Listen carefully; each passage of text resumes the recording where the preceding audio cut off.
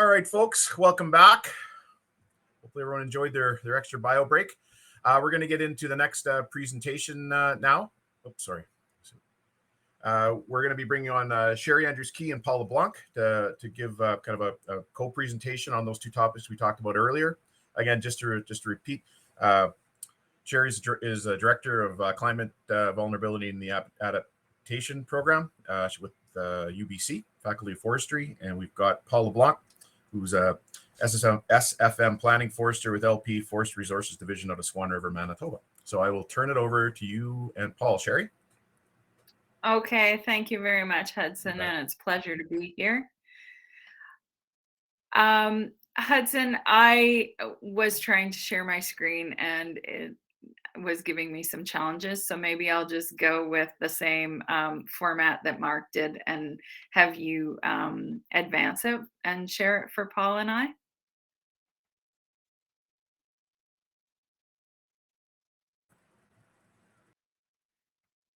Thanks so much for that. Okay, so yeah, thanks for having us here today. And I'm Sheri Andrews-Key. I am a lecturer and a director of the Climate Vulnerability and Adaptation Micro Certificate Program in the Faculty of Forestry at UBC, and also am the chief scientist at Innovative Climate Strategies. And Paul and I have worked together on some different projects over the years, and we're going to talk today a little bit more in detail about this current project that we've been happy to be partnered on. Next slide, please. So today we're going to go through looking at the examples. So this narrowing it down, Mark gave a wonderful presentation on the state of things that are happening out there, different tools and things around adaptation and mainstreaming. And now we're going to take it down to more of a local level and give you some context of how these tools and processes can actually be applied. Next slide, please. And Paul's going to jump in here now, and we will be going back and forth on this.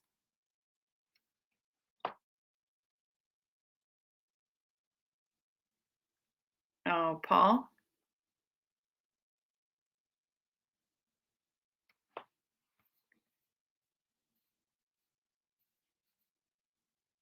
Off for some reason. I had my mic on a minute ago. Oh. There we go. Okay, I'm back. Okay, thank you. So this is the large multi-use landscape that we did our project in. This line is the Manitoba-Saskatchewan border. I'm in Swan River, Manitoba. I'm the area manager for the Duck Mountains and surrounding area, but it was also a joint project with Weyerhaeuser Hudson Bay and Carrot River Sawmill and the Spruce Product Sawmill that deals with the Porcupine Mountains on the Manitoba side.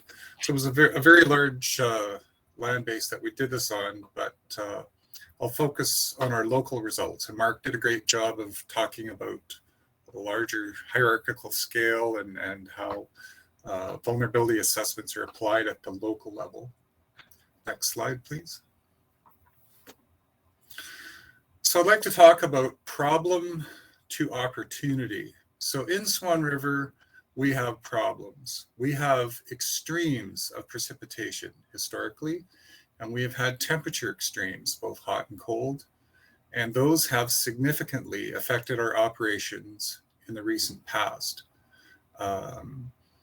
Once we got past the term, with our core team working on this, got past the terms global warming, which gets misused and abused, and climate change, but we talked about extreme weather. There's all kinds of examples where bad things have happened and our business has been compromised due to extreme weather. In addition, extreme weather has added uncertainty, and it reduces our ability, or sometimes even halts our ability, to harvest and haul wood in a timely fashion. That picture on the bottom left is a fall, that's October 2016. Actually, I'll talk about it more in a minute here. extreme precipitation event. Hit the button, please, Hudson. And so there's an opportunity. And our opportunity was to do the vulnerability assessment with Mark and Sheri, looking at weather extremes and what's our climate vulnerabilities so we could proactively mitigate future weather extreme events. And we know they're going to happen. It's just a question of how extreme and what they are. And of course, it affects our road building, it affects our harvesting, it affects hauling wood, and can even affect our silviculture activities. Next slide, please. So the need for climate vulnerability assessment. So there's no question that extreme weather has been affecting our business and our ability to harvest and haul wood in a timely fashion. For example, and these always seem to happen during an SFI audit. This was the beginning of an audit in mid-October. We don't normally get snow in mid-October, but we got 2 feet of heavy snow. And the significance of that is that at that time of year, the ground was totally unfrozen. 2 feet of snow has a tremendous amount of insulating power. And so we ran into troubles in January logging winter blocks. The air temp is -30, but the soil underneath was unfrozen. We were expecting it to be frozen, and we were having rutting. Not with the feller buncher, but with the skidder. The skidder, of course, grapple skidder with a drag of wood, has a lot of weight on the back 2 wheels. And we had to do a shutdown and do a really rapid, what the heck do we do now thing. Next slide. Here's this heavy precipitation, again, during an SFI fall audit. We had, oh my goodness, just short of what BC has got for rainfall this fall. We got this in 2016.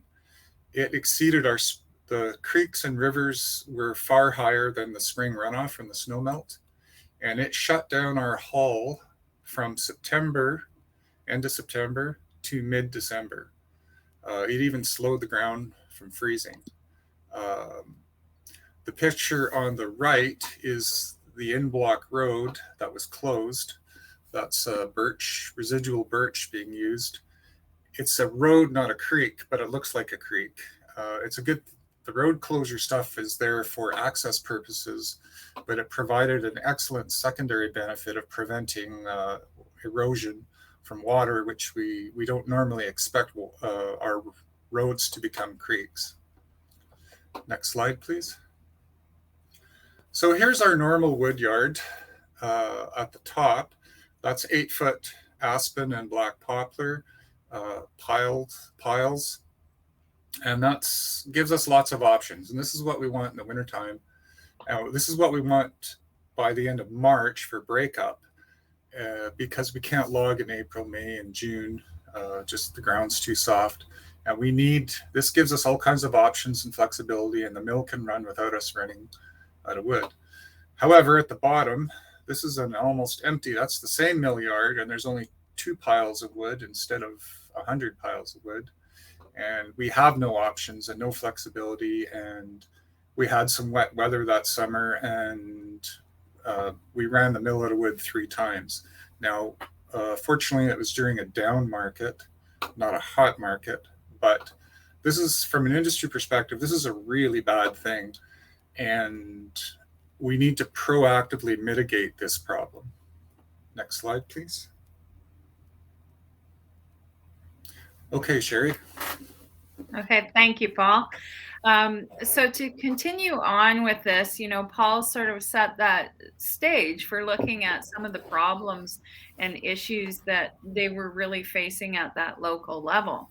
And, you can start to see how this can have impacts to different degrees on their sustainable forest management system. So through this, we actually applied a framework that looks at assessing vulnerability and leading the way to develop and identify adaptation options, monitoring, and then how to mainstream those, as Mark talked about before, into the actual system. that you're working within. So with this is adapted from the Canadian Council of Forest Ministers framework that's in Edwards et al. And through this, before we even begin the assessment, we explore organizational readiness, looking at if there is the capacity within the organization. So in this context, Louisiana-Pacific, the Swan Valley Division, and seeing if they're ready to undertake an assessment, because it does require a lot of resources and a commitment and buy-in from that local level to make sure that it's really that ownership is there over the process. And then we move into the phase 2, where we look at providing context for the assessment. We bring in the current relevant climate science and data associated with that, looking at weather patterns and trends from the past, but also for the future, and tying that into what we are seeing happening out there on the landscape within the forested ecosystem and the sustainable forest management system that we were working within. Then we moved to phase 3, where we did a detailed vulnerability analysis. And I'll go into this in more depth as we go through the next few slides. And then moving into identifying and evaluating adaptations around the vulnerabilities and achieving sustainable forest management objectives. And then how do you actually implement and mainstream this? Next slide, please. So through this, we brought in operational planning staff from each of the companies. So thinking of this from the larger scale project, Paul had mentioned that Weyerhaeuser, Hudson Bay, and Edgewood in Carrot River were involved in this at a larger scale, and Spruce Products, and then Louisiana-Pacific on the Manitoba side. So with relation to LP, we looked at operational planning staff that were needed at different phases to be part of this. And then running those phases that I just talked about a little bit through the previous slide, ran these as workshops and helped focus the staff on the pre-vulnerability analysis, really digging into setting that stage and making this relevant at the local level, and then into the detailed vulnerability analysis. And then we moved into shortlisting these vulnerabilities and then how to move towards adaptation. Next slide, please. So looking at that organizational readiness piece, this was completed in the fall of 2017, and LP made the commitment at this time through that larger research project proposal that we originally put in for the Northern Prairie Forest Regional Integrated Assessment. And Mark was a lead on that. And this LP really wanted to make a commitment here to move beyond just, trying to be reactive, but to more proactively address some of those issues that he was showing you earlier that they were experiencing around weather and increasing climatic uncertainty. Next slide, please. So through this, looking at the phase 2, the pre-vulnerability, we provided context for the assessment. So looking at what were some of their specific issues that they were facing, what land base and scope for scale would we be looking at in the assessment. And then we started to dig into identifying, those current climate and forest conditions through the different trends. And also, that's where we brought in the science, but also the real local level knowledge of the practitioners that know that land base, because there's nobody better that knows specifically what's going on out there than the people that are working within it. So we find it very important and key to have those people involved in this process. We looked at identifying where forest conditions, things that are happening out there, were already affecting management, and then where some of the uncertainty and knowledge gaps existed from the perspective of the local level practitioners. And then we looked at what are some of the future climate and forest scenarios out there. So some of the key elements that led to success in this stage was bringing together a core team with Louisiana-Pacific, with their key operational planning staff, and helping them shape this so that it would be relevant for their concerns, and also look at how are we going to continue to meet our best practices in our forest management license area in the face of this increasing uncertainty. Next slide, please. So we also ran the phase 3, the detailed vulnerability assessment. We looked at 132 potential vulnerabilities linked with adaptations. We evaluated how these could affect planning and operations, specifically within LP's Sustainable Forest Management System. And then we looked at how potential cost increases and risks associated with these impacts would also affect the ability to continue to achieve these sustainable forest management objectives. Next slide, please.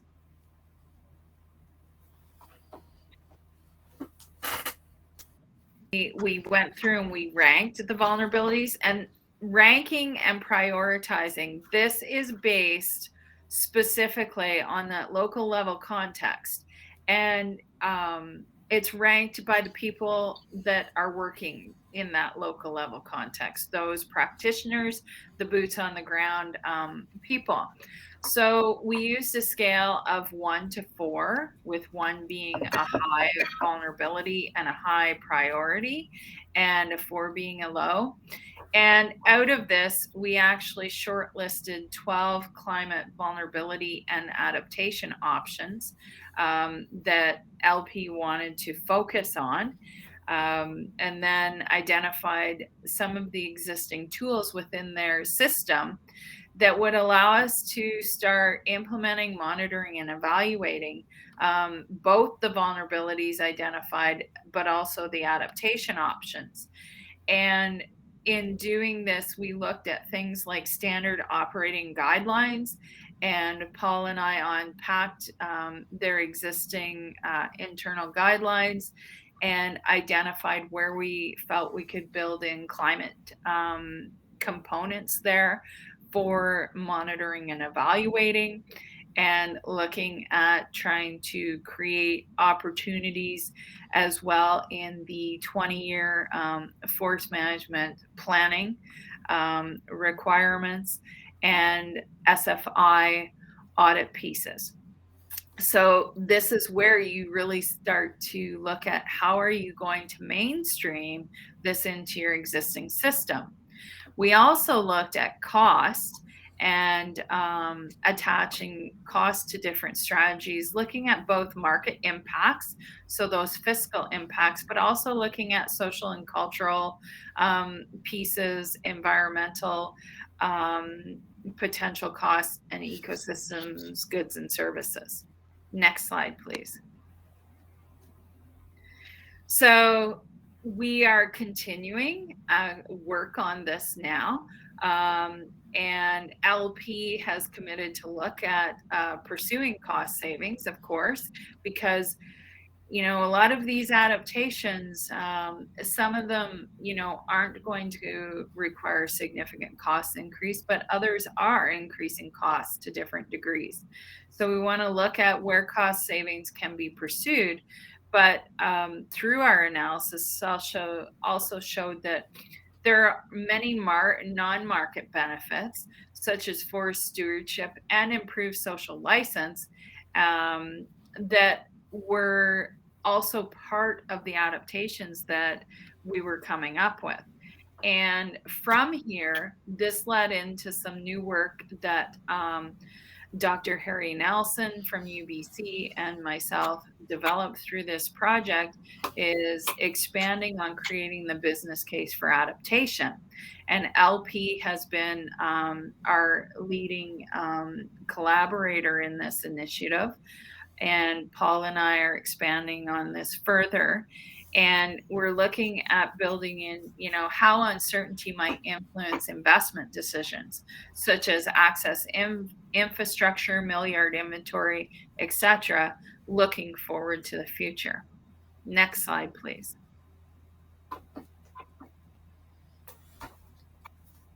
So this is where it led into the business case for adaptation, as I just talked about. And this has not only helped create more capacity within LP, but it is a really crucial part of being able to move forward more proactively and helping lead to actual action on the ground. And through using the results and the evidence that we built into the earlier parts of the assessment through looking at LP's specific operations and using those pieces through the vulnerability assessment, we can feed this into building a stronger picture of where the financial and economic viability may be for different types of risks that are associated with LP's operations. And this has, helped in build capacity to allow LP to make more informed decisions about where they're going for the future, and also bringing in looking at the time scale of adaptation that is not just, focusing on strategic or long term, but also building in the short term and looking at medium term versus that long term. Next slide, please. So Paul, I think I will turn it over to you here now.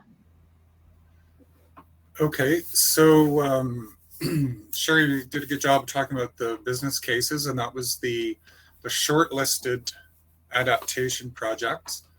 So as we get further down the road with them, we're going to annually review shifts.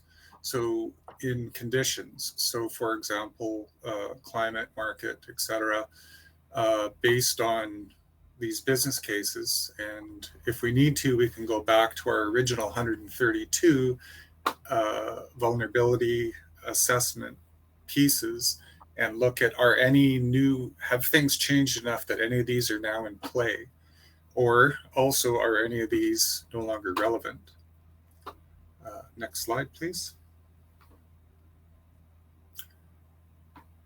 Oh, Sheri, I think you were to talk about this one. Yeah, sorry, Paul. Okay, so this image is actually a bridge that was put in outside of Hudson Bay, Saskatchewan. And this is one of Weyerhaeuser's adaptations that they have done to deal with increasing change in stream flow and runoff events that have been causing more washouts and access issues, leading to operational days lost for certain areas on their land base. And they decided that they would invest more capital up front, and it's actually decreased their expenditures that have happened over time with going with, just culverts versus the bridge, and having to deal with more operational days lost and increased costs to culvert repairs and other things associated with that. So some of the overall highlighted outcomes through the vulnerability assessment that I'll just touch on before Paul drills down on some specific examples from our 12 shortlisted items include that the CCFM approach is very practical, and can be streamlined and used in a number of different at a number of different scales. And it is something that applied more than in 5 different situations at this large FMA or FML scale. It helps identify those vulnerabilities to extreme weather and site-specific adaptations. And that's really key because adaptation really does happen at that local level. And one size does not fit all. There are unique pieces in different situations and different contexts and for different organizations. So that's this really helps make it specific to that specific organization. And the results that came out of this work, as I mentioned, show that this can be successfully done and mainstream at the large scale level. And adaptation tools have been developed through the process of this work. And it's not even like we've developed some new tools, but also identified existing tools that are already within LP and others sustainable forest management systems that they can use already to mainstream this in to help the climate piece become part of the new business as usual approach and not be something separate or just a separate document. It becomes part of what you're doing out there. Next slide, please. Okay, so now I'll talk about results. So we did the vulnerability assessment, and then we focused on the business cases, and we shortlisted 12, but a whole bunch related to natural range of variation or fire emulation and forest management. And so we grouped those, coming down to a short list of 8. And there's lots of detail on each of these, but we're just listing them and talk about them. So natural range of variation is the first, and it was fortuitous because we were begin to develop that in our 20-year forest management plan, which is being co-developed at the same time that Sheri was guiding us through this climate vulnerability assessment. And so, of course, that relates to balancing seral stages, young, immature, mature, and old forest. It also relates to disturbance sizes. We looked at something that we built into the plan that made the short list, was representative forest types, and that's hardwood mixed wood, softwood mixed wood, and pure softwood types across environmental gradients, and maintaining those over time. And in the 20-year plan, we could model that forward 200 years and make estimates. Another CVA climate vulnerability assessment was adopting a holistic management approach that balances timber and non-timber goods. Again, that was very fortuitous with the 20-year plan being developed because our 20-year plan was already set up to look at timber was the last thing. There was about 10 moose habitat and these seral stages and representative forest types and a whole bunch of things, timber being the very last. Another is adjusting harvest schedules to look at harvest stands most vulnerable to insect outbreaks. Pardon me. And that makes a lot of sense when you think about it, because let's say we have a lot of aspen and aspen mixedwood. If we have forest tent caterpillar attacking our aspen stands, and then we go into a drought, those stands are probably going to suffer significant mortality. And so if we can harvest those proactively and reduce the impact of that's to a great landscape level benefit. This number 5 is an interesting one. It's one of the few that relates to mitigation in addition to adaptation. and that's to rehabilitate roads to maximize forest carbon sinks. Now, we rehab our roads, and when we close them, but it's kind of, there's grass seed and there's native seed and there's shrubs, but they're not always fully treed. Trees, of course, put away a lot more carbon, as we all know, than shrubs. Incorporating local forest-related knowledge into forestry and environmental education. So again, this helps us at the local level, asking the local people, the trappers, the Skidoo Club, people that are on the ground, about asking them about climate vulnerability and incorporating that into our work. Fire Smart made the list, and within a very short period of time of finishing that, we had a request from a Indigenous community to help them with Fire Smart in their community. And we're just like, wow, the ink's not even wet and it's already being plugged in. That's awesome. And then, of course, enhancing dialogue among stakeholder groups to look at, help us decide what areas to pursue. Next slide, please. So here's an example. One of the side benefits of doing all this climate vulnerability assessment is increasing your organization's internal capacity, whether you're a government, a nonprofit, or a forest products company. Could you press this once, please, there, Hudson? There's a map I need to come up. Thank you. So the wood haul.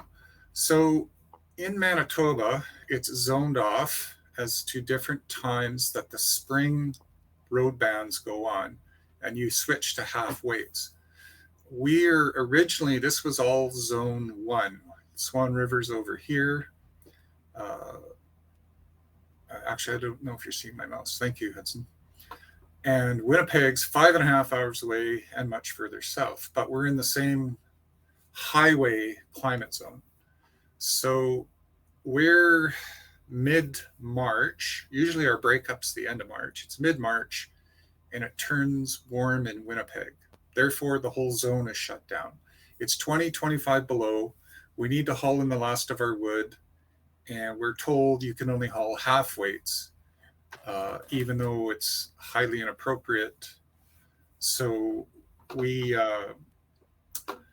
have some internal capacity with our operations supervisor, Keith Proctor, who was on the core team, and he sent the climate data to the highways branch, and it took a while, but we got an exemption and we got a subdivision of zone 1B in our area so that we can haul when it's cold enough, and we'll shut down when it's warm enough, and we're not dependent on what's going on in Winnipeg. And so the next slide, please. Oh, I guess I don't have the truck. Anyway, hauling half loads, in case you don't know, it takes twice as much effort, it takes twice as much fuel, twice as much carbon footprint. And so it's a really big deal to be able to haul full weights when it's cold enough. So let's have a look at a business case example. Sheri mentioned this feasibility ranking of 1 to 4. It's listed up top, 1 being desirable, 4 being not feasible, looking specifically at maintaining natural fire regimes. Next slide. That's the blank one. And so, oh, go back. Yeah. So, back, please. Yeah, right there. So there were 2 parts to this, one of which was to maintain natural fire regimes. If we were to pursue natural range of variation, part of which is balancing cereal stages, and part of which is dealing with patch sizes that are not politically or administratively truncated, but what's natural. The other part was prescribed burning is a possibility, but NRV got ranked 1 and 2, so it scored 1.5, but the prescribed burning got a 4 because there is no way I could sell it to the company, and there was no way I could get the government to allow us to do natural burning. And the risk is huge, and the financial risk is huge, and the political risk is huge. So prescribed burning fell by the wayside, but NRV is being pursued actively. Next slide. And some of the benefits and some of where this natural range of variation went was we adjusted our patch sizes in our 20-year plan for the next 20-year harvest schedule. And we have a moose issue in our area of low moose populations due to a variety of reasons. But we have those NRV blocks can be aggregated into moose blocks, which help the moose. Part of which is we can have with the aggregated blocks, we can have a 23% reduction in future roads, but still harvest the same volume of wood. So roads are expensive. We're not in the road building business. We build roads because we have to get the wood out. But roads are highly correlated with road hunting and poaching and hunting of moose. And so having less roads makes less opportunity and helps conserve moose populations. There's also cutovers don't really have a huge amount of disturbance. Roads have bare dirt and do have disturbance. And then, of course, there's the effort of reclamation. We're in our context for roads. All of the roads we build get closed. Some of those roads are only open 3-4 months and then they're closed. So the less we build, the better. And of course, it saves us money. This was one of the low-hanging fruit that was beneficial. Next slide, please, Hudson. So here's an example of our old way of harvesting. We have a distributed 10 to 60 hectare blocks, separated 2-pass, 3-pass harvest. And you can imagine the amount of road required to connect all those. And then press the button, please, Hudson. So here's natural range of variation, a change in planning. We're in the process of implementing this with our new 20-year plan. But here's a single 800 hectare block. Now, obviously, there's lots of structure within there, and there are creeks and wetlands buffered out. And on the ground, you wouldn't be able to see more than 400 meters because of our variable retention harvest and so on. But this is how we can achieve the NRV by aggregating these blocks, and this is beneficial for moose. This would all get harvested, the roads pulled out, the crossings pulled, and we're out of there for 80 years. Next slide, please. So in conclusion, our vulnerability analysis and the adaptations to that give us a much more structured economic approach and allows us to address impacts and vulnerabilities within our system. And we can be much more proactive and far less reactive for future investment and for our strategic planning. Press the button, please. There's animations. Thank you. So this demonstrates some of the work we've done and the viability and benefit of the adaptation options, reducing current costs and future costs versus this reactive business as usual, where you don't deal with climate change adaptation. Next slide. And as I mentioned with the hauling full loads when it's cold enough example, it's increased our capacity internally, and it's helped us adapt to extreme weather events. So for example, we've had 0.5 meter of snow in the mountains on unfrozen ground, and we're back to where we were, where we have a potential for winter rutting, but we now have a policy, we're set up for it, we're proactively can deal with it. Part of which is knowing that it exists, and one of our adaptations that's written in our policy is for the feller buncher to go ahead and bunch. It's a track machine with high ground or low ground pressure, but it packs the snow, but then we wait 3 weeks before we can skid to allow the ground to freeze, and then we can safely skid without causing winter rutting. Next slide, please. And interestingly, there's both strategic adaptations and operational adaptations. So strategic was the block layout, the aggregated harvest for NRV and cereal stage management. Operational adaptation is that haul or like I mentioned, the operating on unfrozen winter ground. So it's important to know the difference between the two and kind of categorize them. There's some monetary savings. So for example, those road reduction is a monetary savings, but surprisingly, we found with every single one that there was more ecological and social benefits, as Sheri mentioned. And the final conclusion is that our climate vulnerability adaptation, it was well worth the effort. And we are benefiting right away from it, and we will benefit in the medium term, and we will benefit in the long term. Next slide. Go ahead, Sheri. Okay, so thank you, Paul. That was some terrific examples and some real, giving you just a sort of a snapshot view into some of the really applied pieces that came out of the work that we've done and that we're continuing to do with LP. And the L Piece 1 is actually a really excellent leading example, and have taken, we're taking this further than any group that we're aware of has in building this in.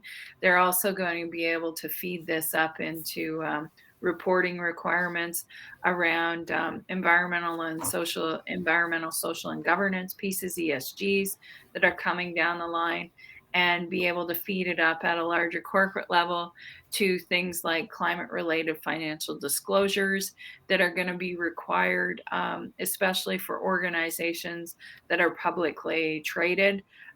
This is something that's coming down from like the TSX and the New York Stock Exchange, and investors are going to be requiring these things, not just from the forest sector, but other industries.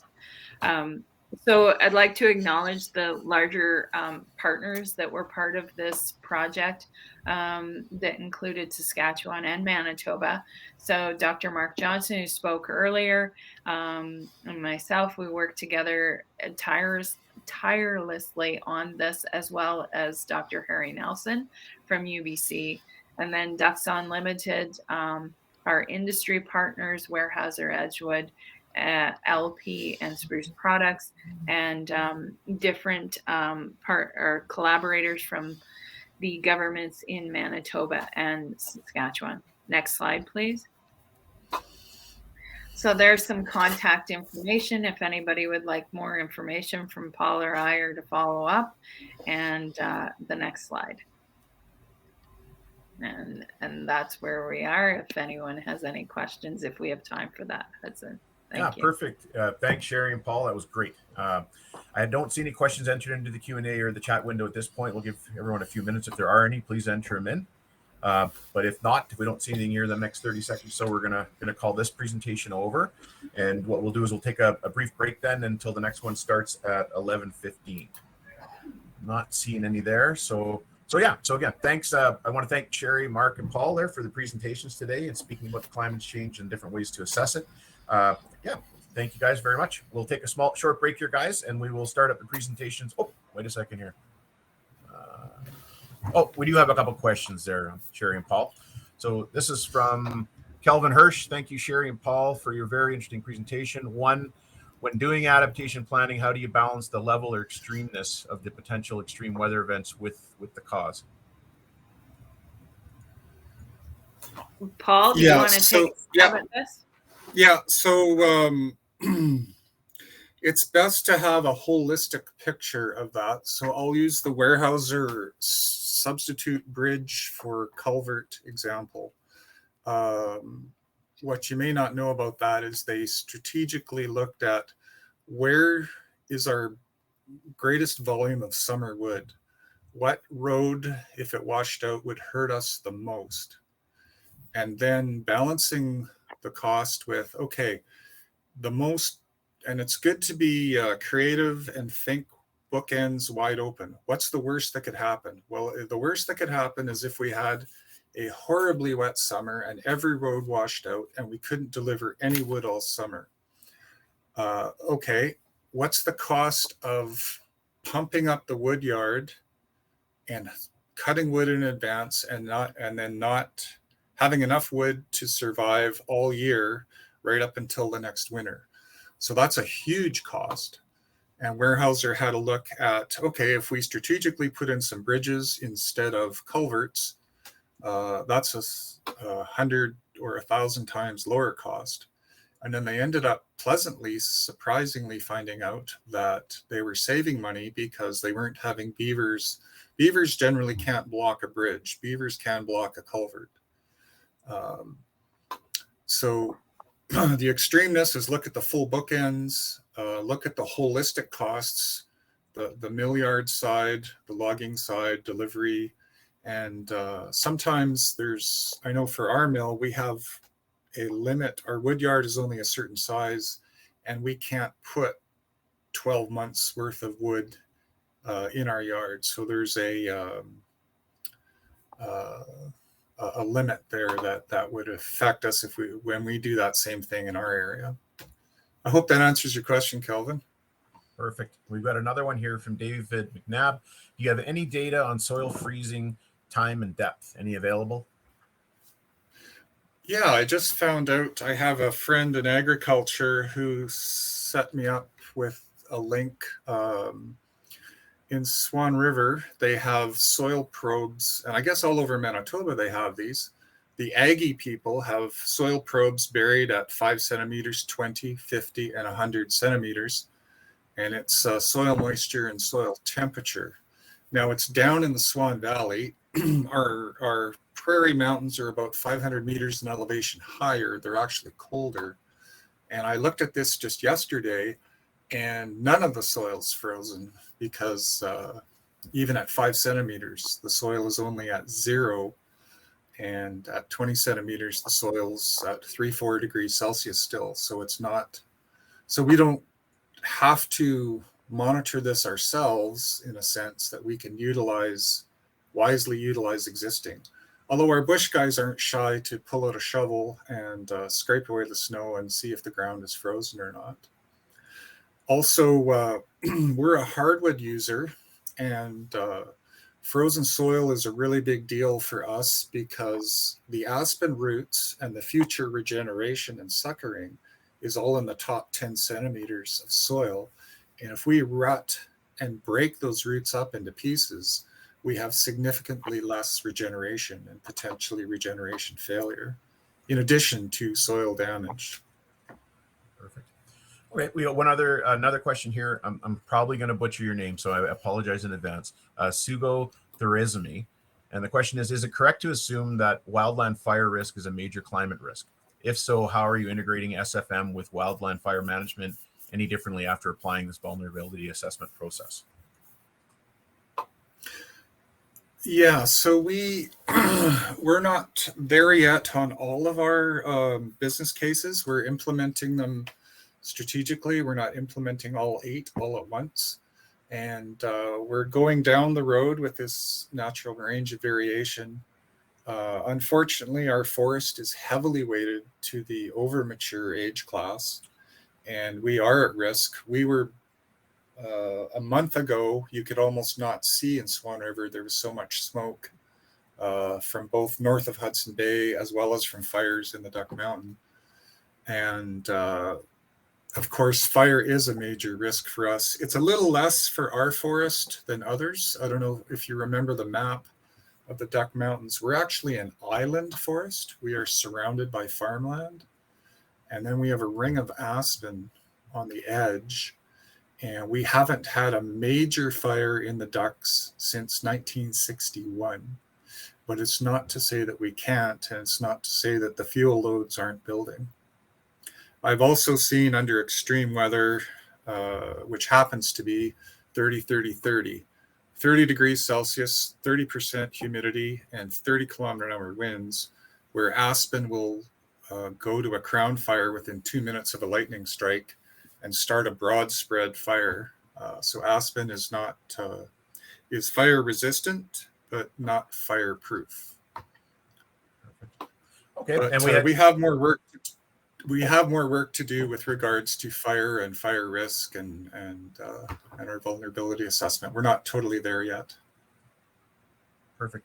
Thanks, Paul. And one of the key things to take away from this, Hudson, is that this is not like you don't just do the vulnerability assessment and you're done. This is the like sort of coming to the end of the actual like process is just the beginning, because it's constantly evolving. We're constantly going in and improving. We're evaluating, we're building in monitoring and monitoring for these different adaptation options that we are building in to make sure that they're achieving what we're hoping that they will. And if they're not, we're reassessing and looking at how we need to change these things. But it's also helping us build some baseline data specific for LP's operations and their local context as well. Perfect. Thanks for that, Sheri and Paul. There's another question here from Kelvin Hirsch. So when an extreme event does occur, does anyone document how well the adaptation action performed and the potential savings? If there was no damage or less damage, for example, the new bridge survived the extreme event at an initial cost of X dollars, but the old culvert would have failed, requiring a new road at a cost of Y dollars, as well as other costs due to business disruptions, etc. And Kelvin, great question. That's exactly where we're heading. We're not there yet, but that's what we're starting to do. Is document these things and look at some of the past problems and some of the current problems. And assigning costs is a lot of work, but it's well worth the effort. Perfect. Okay, I think that's all we got for questions, guys. So again, I thank you for the presentations. Thank you for the questions, folks. I think we got to a good place. We're a little ahead of schedule, which is great. So we'll take our mid-morning break here early, and we'll start back up here at 11:15. We will see everyone then. Thank you very much. See you shortly.